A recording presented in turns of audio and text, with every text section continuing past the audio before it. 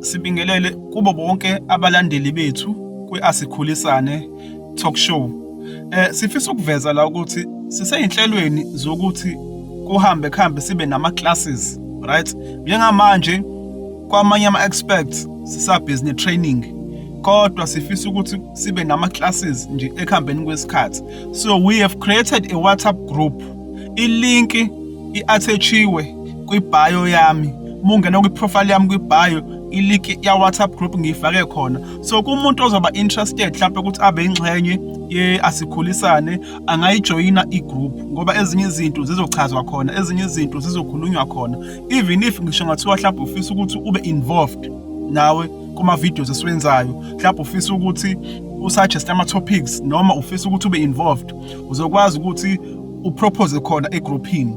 And ama-classes ethu esizowaqala ekuhambeni kwesikhathi azofocusa ey'ntweni eziwu-4: isintu, umlando wethu thina abantu abamnyama, because sifidwe umlando o-wrong, sifidwe udoti womlando ophambanisiwe, right? Kuzoba personal development, ukuthi ukuze ube umuntu uhambe kahle, yiphi indlela yokuhamba, personal development, yabo ukwazi ukukhula, right? Bese kuzoba yini enye, business and money. Sizogxila kakhulu kule ye-business and money sabantu abamnyama, nayo sizokhuluma ngayo, sifundisane, sikhulisane ngayo. So kumuntu nje ongase abe interested, ilinki ikhona, i-attach-iwe kwi-bio, i-Asikhulisane classes. Ilapho khona la soplana khona yonke into, si-discuss way forward nama-topics, mhlawumbe uma ufuna ukusuggesta nama-class mesezoqala, sizokhuluma khona ukuthi uregister kanjani, kuhamba kanjani. Kuyintokozo nenjabulo kuma-members e-Asikhulisane nawo wonke ama-TikTokers ukuthi si-announce ukuthi ngo-April ayaqala ama-classes. Ama-date asebhukhiwe, iy'khathi sebhukhiwe, right? Ukungenela iklasi u-R30 online.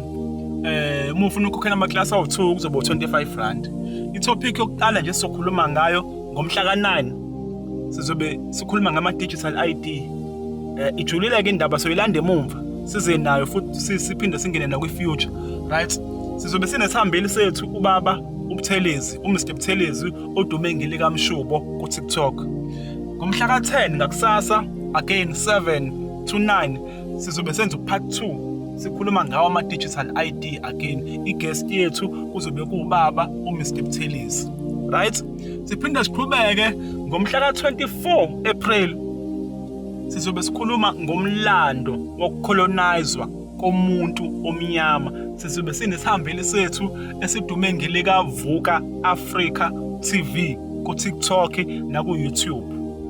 Siphinde futhi ngomhla ka-30 sizobe sinesihambeli sethu sikhuluma ngetopic yobungozi, ubungozi bokudla esikudlayo. Mhlawumbe zingenzeka ukuthi siyadla nje sitshela ukuthi konke ku-right, ngabe bukhona yini ubungozi, bebukhona buyini, yabo? Sizobe sikhuluma ngobungozi bokudla. Lapho sizobe sinesihambeli sethu again esidume ngelikaVuka Africa TV ku-TikTok nangu-YouTube. So siyacela-ke ukuthi ningasali ma-TikTokers, ama-class aseqalile. Ama-classes ethu angaphansi kwama-categories awu-4: isintu, umlando wethu, ukukhulisana, bese kuzoba business and money. Siyabonga kakhulu.